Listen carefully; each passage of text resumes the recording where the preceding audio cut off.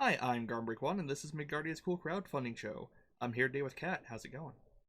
I'm doing all right, thanks. And how are you today? I'm doing pretty well. So you're Great. here. You're here to tell us about Roar to Heaven. So why don't you tell us a little bit about that? Wonderful. We are currently raising funds to produce what I like to think of as a season of audio anime, a 12 episode season of actual play based in my game Blazing Hymn. It's kind of loosely based on one of my favorite anime, which is Symphogear, and everyone's favorite anime, Evangelion, about a future in which angels have descended from heaven to slaughter humanity and the music powered battle suits humanity uses to fight back. I hate when the angels do that. It I ruins your hate whole it. week. Sucks so much. So before we get into Roar to Heaven itself, why don't you tell us a little bit about Blazing Him? Blazing Hymn is a Lumen game, which means it is a combat heavy, fast and furious, high octane slugfest. It is about players feeling cool and doing big, cool stuff and just ripping and tearing. And I've been wanting to make this game for a very long time, ever since like back before Lumen was Lumen, back when Lumen was Frame. I saw it and I thought, oh, I could make Symphogear out of this, huh? Oh, I could make Symphogear out of this because I'm a degenerate. And then the SRD came out and I'm reading it and I was like, I can definitely make Symphogear out of this because I am a degenerate. And so Blazing Hymn is about these hymnal units, which are like human sized mechs, little battle suits, and they're powered by song. So your character knows 3 songs, and which one you choose at the beginning of a combat, it's kind of like a different mode. It does things like affects how much damage you deal, how much you take. So you can sing a love song and use that to protect people, or you can sing a violent song and use it to just hurt everything. It's Yeah, awesome. I love it. I had so much fun writing it. So are you in the hymnal unit, or is it something you control like a puppet from a distance? Now you're in there. You're right in there. No Yeah. escape. Just get right in there and wreck them up. Punch an angel in the face, get punched in the face by an angel. That's the way life Yeah. is. So Yeah.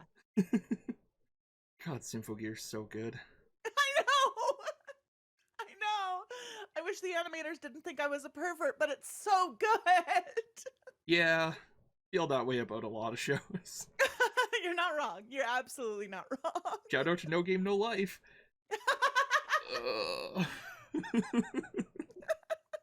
Great premise, but Oh no.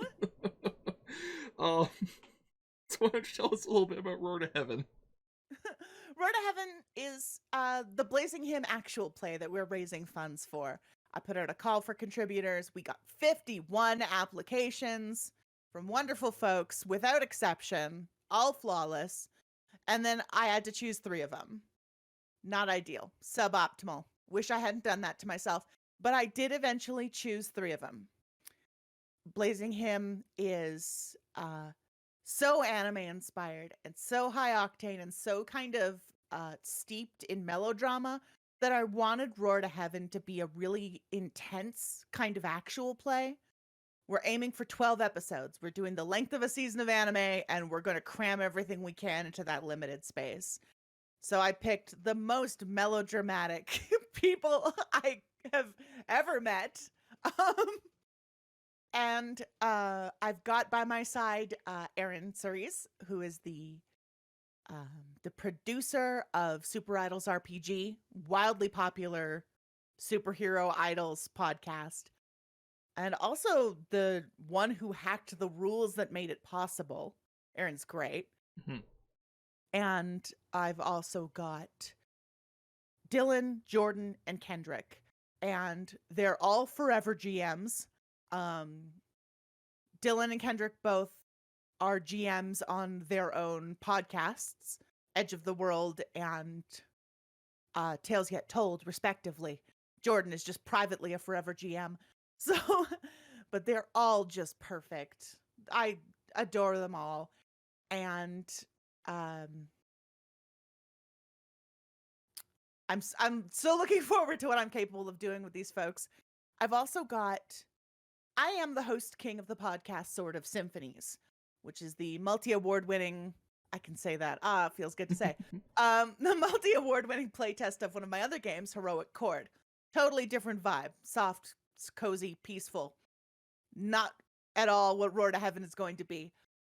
But my editor on Sword of Symphonies, Kathleen, a legend, an absolute genius, a complete wizard. And Kathleen's going to be working on Roar to Heaven with me. I'm just tired of asking her to work for free, and that's why we're doing a Kickstarter. And if we raise enough money, I'm going to get her to use her considerable composing talents to make us an OST. Like our own original soundtrack. And I might get it on vinyl. And I want that very badly is the thing. I want it so badly, Gar. Vinyl records are cool, and you can get them in like weird colors and stuff. Absolutely, you can. Oh, you can and you must. Oh, just everything. All of my branding for Roar to Heaven is these just like sunset flame colors.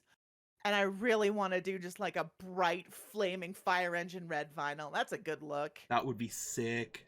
That would be profoundly sick. I want this so badly. Well, I'm glad to help. Thank you for that. Yeah, I have a really nice dark blue vinyl for My Fight Dragons somewhere, and it's real good. Ooh. Yeah. Yeah. So what made you I guess we already covered like why Kickstarter, but what benefit does it bring to lovely people who give you money to back you on Kickstarter? There's a lot of different benefits for the lovely people who give me money. One of them is knowing that you gave me money. There are other ones. For example, I've ordered a limited print run of Blazing Hymn. It's the most beautiful layout I've ever done as a game designer. I went all out on Blazing Hymn, and it's finally physically in print. And I'm about to get them tonight, actually. I'm about to receive these tonight. And I've also got Blazing Hymn stickies. Let me just here's this one that declares me an angel killer. I love that one. It's all shiny and rainbow. And the other one is on my desk right under my camera, so I can't show you. But I've got stickers, I've got manuals. Here's something I got. This is ridiculous. For some reason, I got it into my head to order Blazing Hymn washi tape because I love washi tape.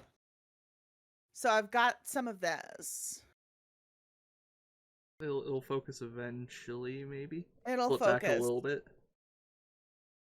It's covered in rainbows and hexes. I love hexagons. I see do you too. Yeah. Yeah. Good taste. Good taste. But aside from that, we've also got ways to leave your own impact on Roar to Heaven.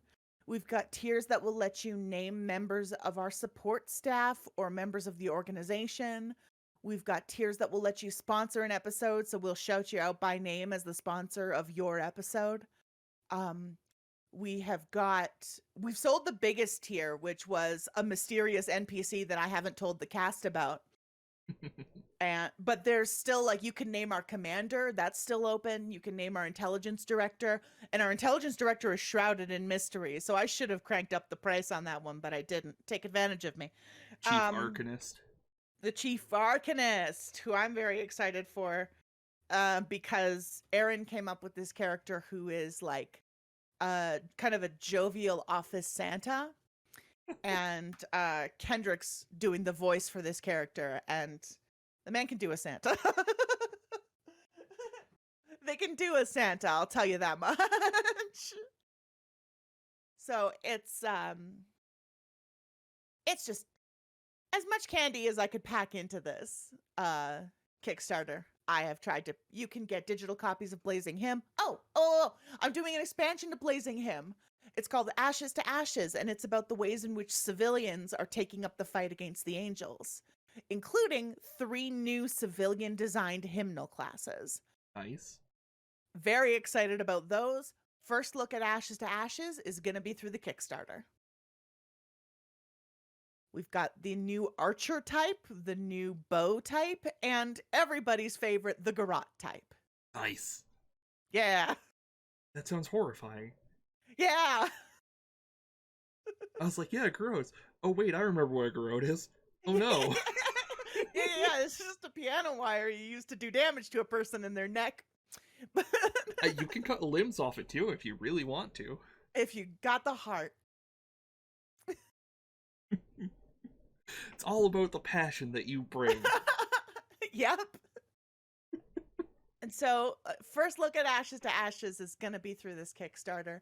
We've also got, we've released the first half of Session 0. That's on our feed. You can find that on your podcatcher right now, as well as an interview I did with the creator of Lumen, Spencer Campbell. But the full Session 0, that's for Kickstarter backers. You can have that if you're good. Also, early access to our episodes, because we want to spoil the people who give us money. Yeah, you can be one of the first people to listen to it. Absolutely. And, yeah, you can tag everything with Roar to Heaven spoilers on Twitter. Absolutely, Be one of you those can. cool people. Just rub it in everyone's faces. Not too much. Just a little. Just a little bit. Just to flex. Just tiny flexy. You've earned it.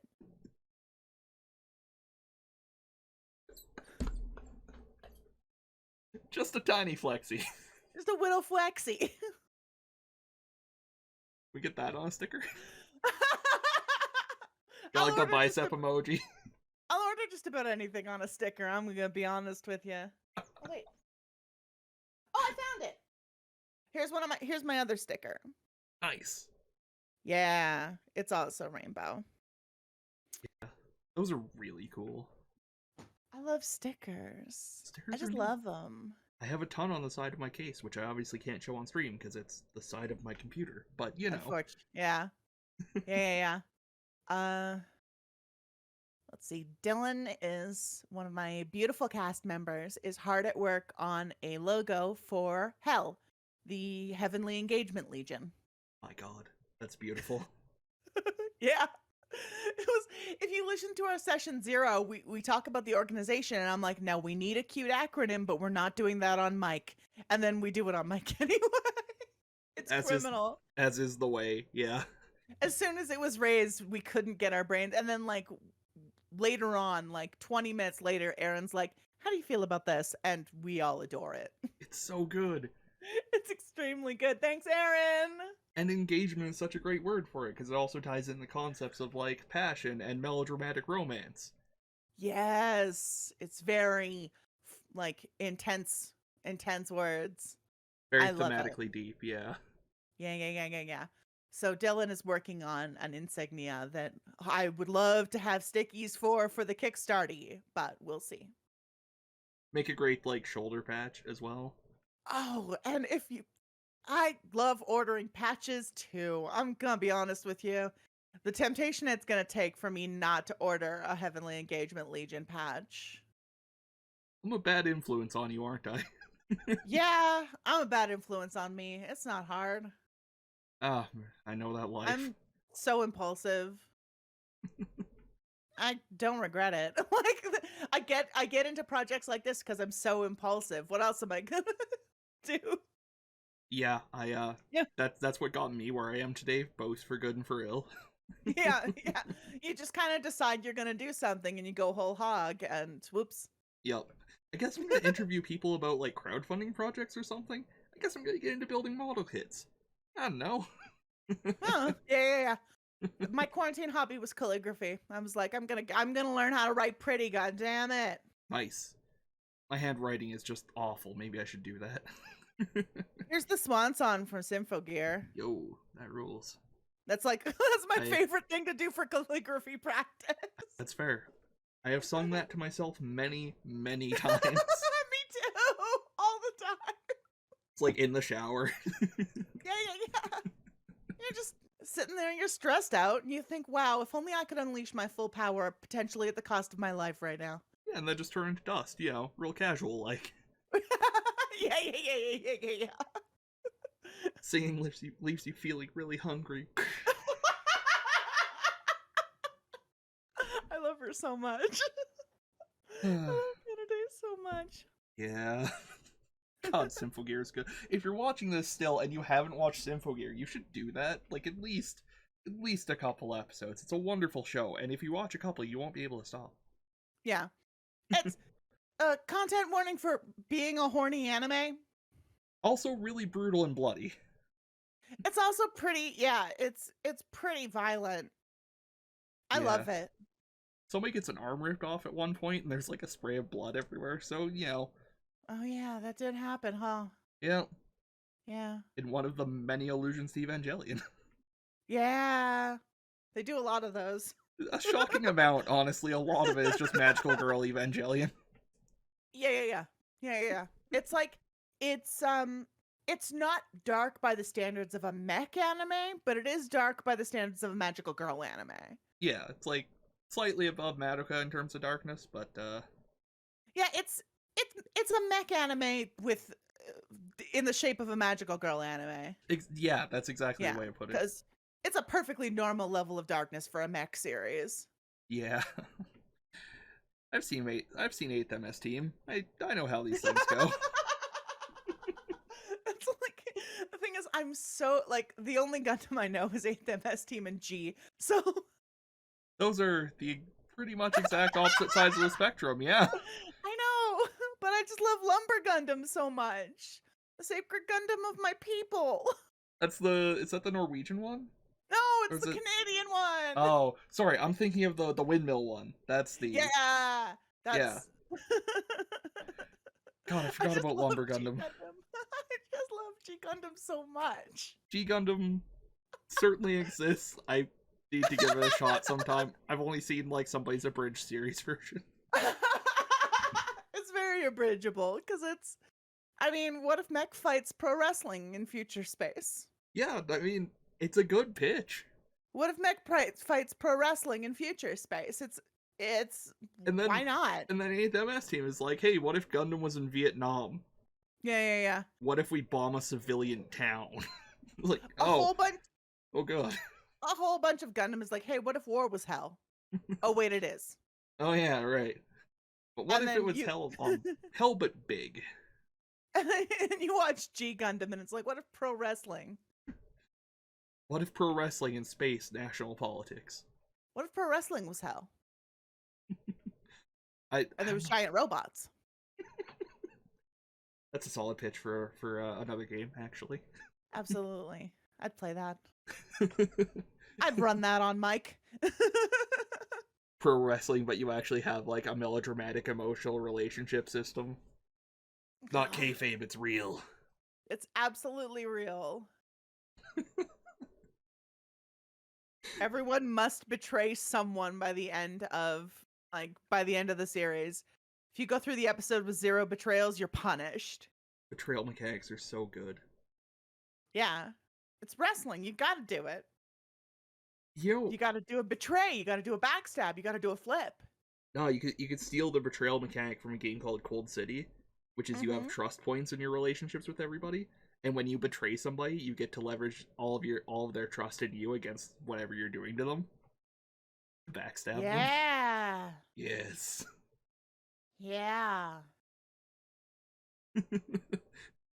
And you. So next Kickstarter.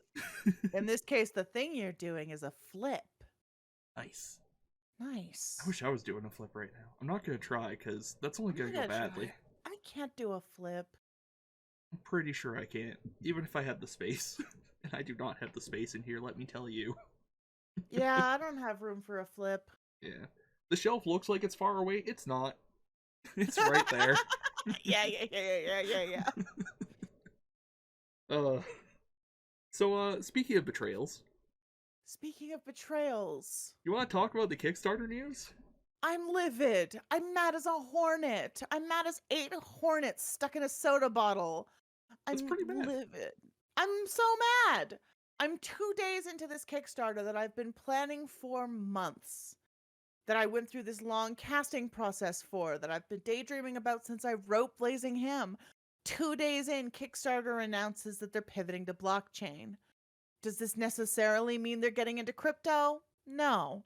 Does this pave the way for them to get into crypto? Yeah. And does this rightly make everyone extremely hesitant to back a Kickstarter 2 days into mine? Yeah. And it's like, I can't hold it against them. I'm mad at Kickstarter. I'm livid right now.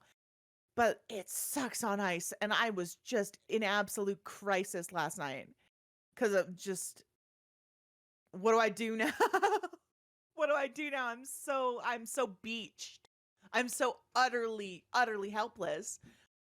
And luckily, like a lot of people have come out to support the Kickstarter and just be like, hey, it's not the creator's fault.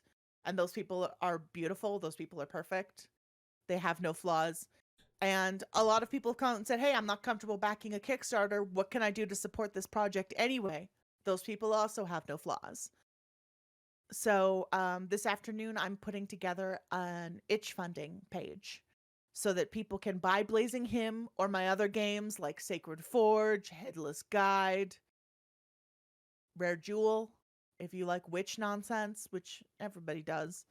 And you can buy any of my games on my itch, and funds will be going toward Roar to Heaven as well. So if you're not comfortable backing a Kickstarter right now, it sucks, but I hear you. I wish this weren't happening. Yeah, for sure. That seems to be the general community response. Yeah. It is panic-inducing when you're running a Kickstarter and your timeline is just full of tweets saying, I won't back another Kickstarter. Yeah, I can see how that would be worrying. Yeah. I was in absolute crisis. I'm still very stressed out, to be honest, but people have been coming out to support us, and I appreciate that a lot. And luckily, it seems to be still going pretty well so far. You know, you're 26 days to go, and you've got about halfway. Yeah, so far. About halfway. Hopefully, we make that stretch goal where we get the OST, so I can have records. But what I want is to be able to pay the people behind the scenes to make this the best show it can be. And people are coming out to help me with that, and I appreciate it. Yeah, because like having done a lot of stuff for actual plays in my time, it's hard. It's hard work, and getting paid is less guaranteed than you would like. Yeah. Like, Sword of Symphonies is a labor of love from all of us. None of us get paid. Every so often someone buys the game, so I get paid a tiny bit. We have a Patreon that some people back, which I'm very grateful for. That goes to Kathleen. But none of us make a wage off this. We're just doing it because we love Recorby. We just love doing it. I feel your situation deeply in my soul, as does Little Canon here. Yeah. My group on which this channel is hosted, that was not a good sentence, but the group I work with, which, you know, lets me do this, we also have a Patreon. Please back it. I need money. Yeah, please back it. Some of it goes to me. I also get like art and writing stuff from me, but that's not important right now. So yeah, anything else you'd like to bring up while you're here? I've talked a lot about Symphogear. Never talk enough about Symphogear. You can never. Only one person got the correct answer to. I put a question on the application, which was, "What's the best song from Symphogear?" Yeah. The correct answer was from. Oh, of course you didn't get the right answer because the right answer was from season 4. It's Change the Future. Yeah. But after my time, unfortunately. Yeah, unfortunately. But I think you had a good answer to that one, though. Yeah, I think it might have been one of the Ichival ones. It might have been, because here's the thing. If you pick Makyu Ichival, you're not wrong. Yeah. It's a good song. It kicks ass. I'm pretty sure that's what I picked. It just kicks ass is the problem. You want to know something fun about Ichival? Yeah. You know how, like, most of the things are real historical, like, mythological relics? Or at least figures who could be said to have had relics in the case of Igalima and Shishagana, but yes. Yeah. Ichival is not one of those. Ichival is something that was included incorrectly in, I think, Fire Emblem Fire Emblem or Dragon Quest, and played off as a Viking artifact, but it super isn't. It's not a real thing, but it got picked up by a bunch of other sources, just assuming Fire Emblem, I think it was Fire Emblem, yeah, was right about that. So it like shows up in Smite as an item, being like, yeah, Odin used this, and it's like, no, dude, that's wrong. No. Also, Odin's never pictured with a bow. Yeah. But Spear boy. I think yes, he's a well-known spear friend. Yeah. In fact, his spear has a very particular name, Symphogear. You might know it. You might know what Odin's spear is called. Well, that's another game entirely. Every season without fail. Good. I love it. Actually, Agatlam too is not referring to a specific weapon, but referring to a mythological figure. Oh yeah. Because that's, if I recall correctly, one of the titles of Lu. The Celtic god Lu. Right. One of his titles is Agatlam. Right. I knew it was Celtic, and that was all I remembered. Yeah, those are like two of the kind of odd ones out for Symphogear. Galima and Shulshagana are, if I remember correctly, the sons of the goddess Zababa. From I thought they were weapons of Zababa. No, I could be mistaken. Yeah, it's complicated. At the end of the day, what they are is lesbians.